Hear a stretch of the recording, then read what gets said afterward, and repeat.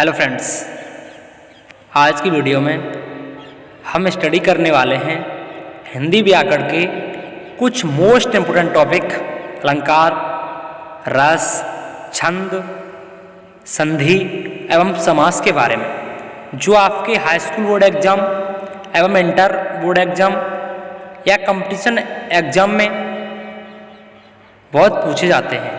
उनके बारे में आज हम विस्तार से स्टडी करते हैं। चलिए स्टार्ट करते हैं। सबसे पहले अलंकार के बारे में। अलंकार क्या होता है? तो दोस्तों, अलंकार आपका जो है, अलंकार का मतलब होता है आभूषण या गहना। ये लिखा हुआ अलंकार, ये आपका होता है, इसका मतलब होता है आभूषण, सजावट या गहना। अलंकार दोस्तों होता क्या है? हमारे साहित्य में काव्य की शोभा जिन तत्वों से बढ़ाई जाती है उसे अलंकार कहते हैं। हमारा जो साहित्य में काव्य की शोभा जिन तत्वों के द्वारा बढ़ाई जाती है या जिन तत्वों से बढ़ाई जाती है उससे हम अलंकार कहते हैं। तो दोस्तों, अलंकार जो है आपका दो प्रकार का होता है। कितने प्रकार का होता है? दो प्रकार का। अलंकार जो है आपका दो प्रकार का होता है। पहला आपका होता है शब्दालंकार और दूसरा आपका होता है अर्थालंकार। दूसरा आपका क्या होता है? अर्थालंकार। दूसरा आपका होता है अर्थालंकार। सबसे पहले हम स्टडी करते हैं शब्दालंकार के बारे में। शब्दालंकार दोस्तों क्या होता है? तो शब्दालंकार आपका है हमारे साहित्य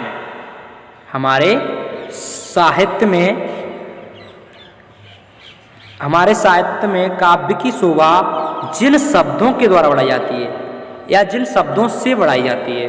हमारा जो काव्य है उसकी शोभा जिन शब्दों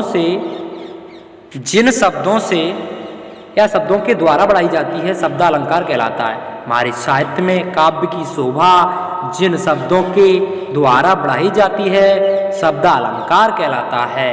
अब बात करते हैं शब्दालंकार के भेद के बारे में।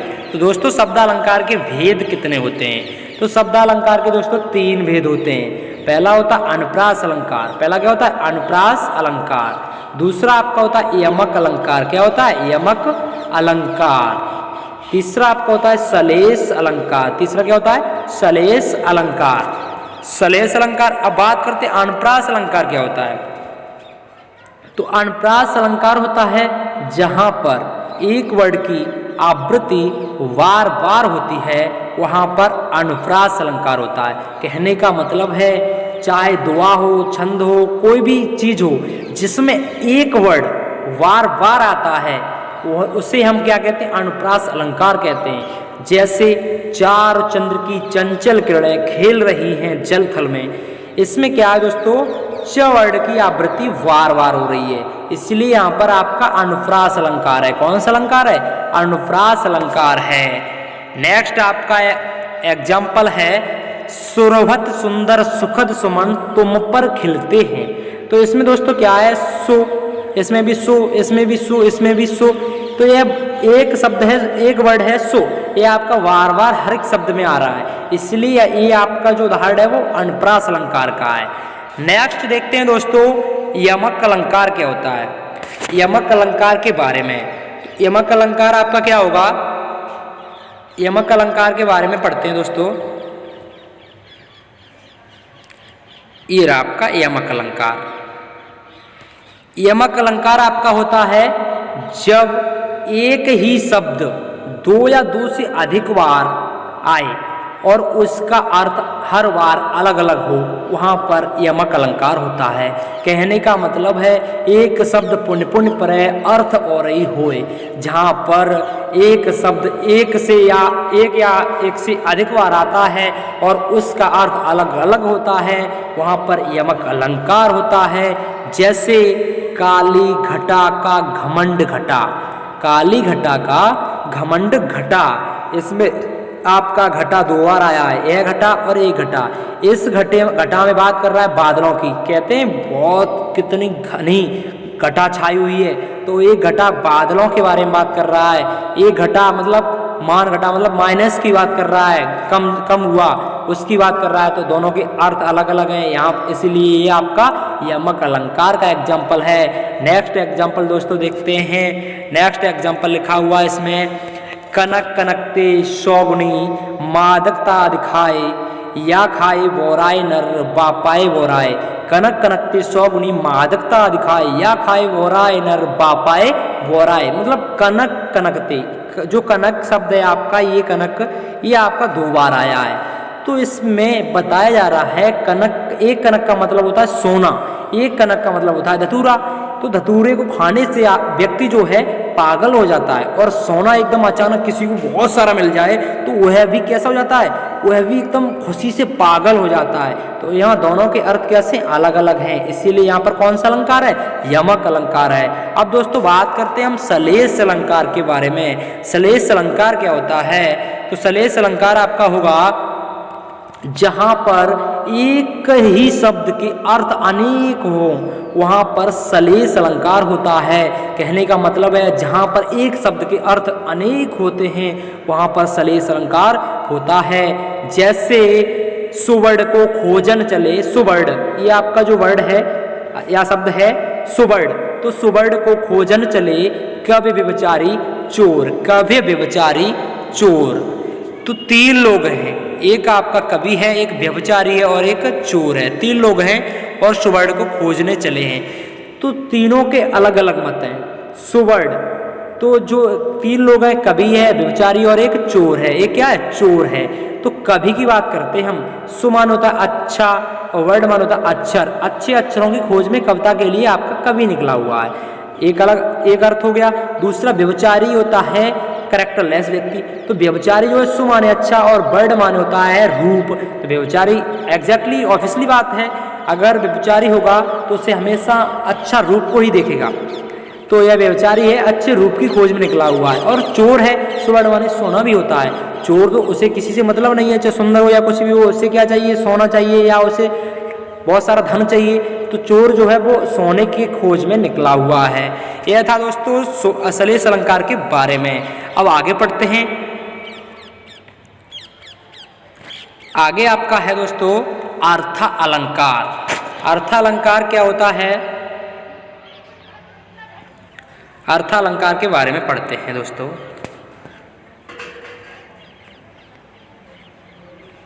अर्थ अलंकार दोस्तों, अर्थ अलंकार क्या होता है, तो अर्थ अलंकार इससे नाम से स्पष्ट हो रहा, अर्थ अलंकार इसकी जो परिभाषा होगी वो होगी हमारे साहित्य में काव्य की शोभा जिन शब्दों के अर्थों के द्वारा, जिन शब्दों के अर्थों के द्वारा बढ़ाई जाती है, अर्थ अलंकार कहलाता है।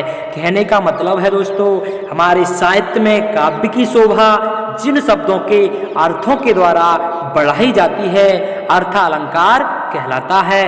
अर्थ अलंकार के भेद के बारे में बात करते हैं। अर्थ अलंकार कितने प्रकार का होता है दोस्तों, अर्थ अलंकार के भेद निम्न दिए गए हैं। कौन कौन से होते हैं, पहला अर्थ अलंकार का भेद होता है उपमा अलंकार, दूसरा होता है रूपक अलंकार, तीसरा होता है उत्प्रेक्षा अलंकार, चौथा होता है मानवीयकरण अलंकार, चौथा क्या होता है मानवीयकरण अलंकार, पांचवा आता है अतिशयोक्ति अलंकार। तो इनके बारे में हम स्टडी करेंगे। सबसे पहले हम बात करते हैं उपमा अलंकार की।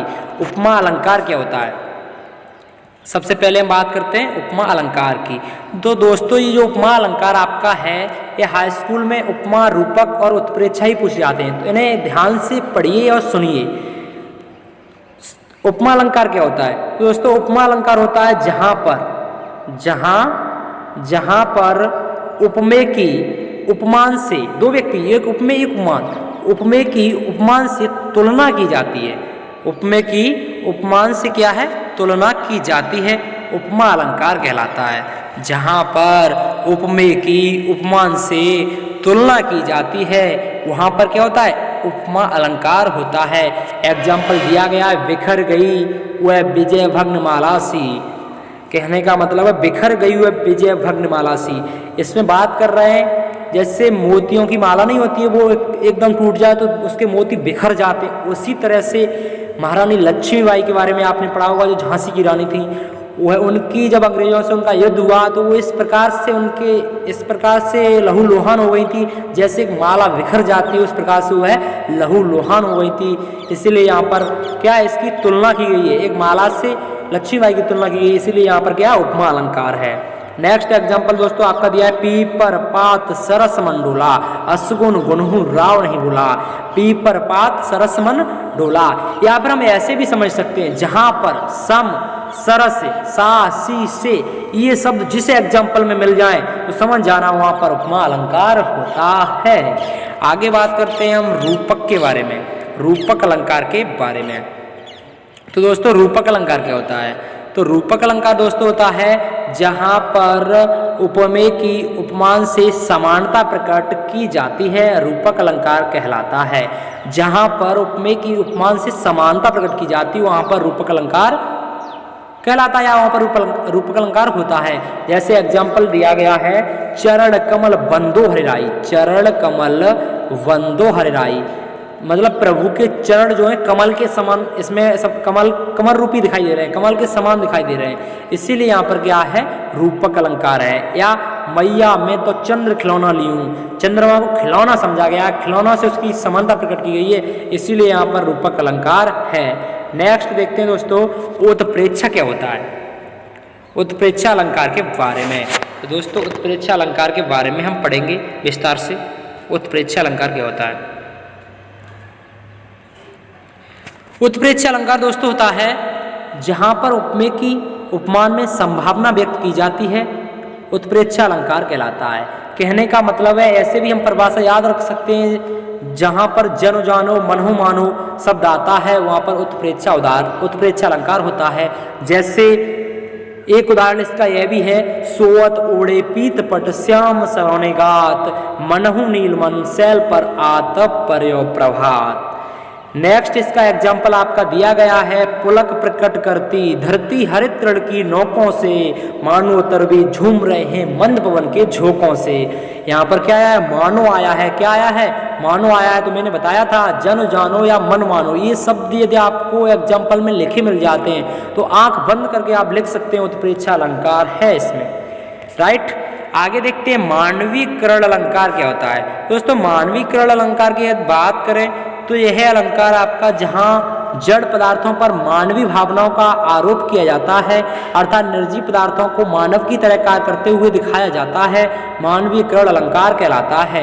जैसे उषा सुनहले तीर बरसती जय लक्ष्मी सी उदित हुई, यहाँ पर मतलब उषा सुनहले तीर बरसती मतलब सूर्य की किरणों के बारे में एक मनुष्य से तुलना की गई उसकी, तो इसीलिए यहाँ पर क्या है मानवीकरण अलंकार है। नेक्स्ट अलंकार की बात करते हैं अतिशयोक्ति। तो अतिशयोक्ति नाम से स्पष्ट हो रहा है अतिशयोक्ति अलंकार क्या होता है दोस्तों। अतिशयोक्ति अलंकार का मतलब होता है जब किसी बात को अधिक बढ़ा चढ़ाकर कहा जाता है, अतिशयोक्ति अलंकार कहलाता है। मान लो कोई बात है उसे अधिक बढ़ा चढ़ाकर कहा जाता है, वहां पर अतिशयोक्ति अलंकार होता है। जैसे हनुमान की पूंछ में लगन न पाई आग, हनुमान की पूंछ में लगन न पाई आग, लंका सारी जल गई गए निशाचर भाग। मतलब इसमें कहा गया है कि हनुमान जी की पूंछ में आग लगने से पहले ही लंका जल गई और राक्षस भी भाग गए, तो इसमें बात को बढ़ा चढ़ाकर कहा गया है, इसलिए यहाँ पर कौन सा अलंकार है? अतिशयोक्ति अलंकार है। कौन सा दोस्तों अलंकार है? अतिशयोक्ति अलंकार है। नेक्स्ट आपका दोस्तों देखते हैं हम, नेक्स्ट टॉपिक आपका है दोस्तों रस। क्या है? रस। तो दोस्तों रस के बारे में हम पढ़ेंगे।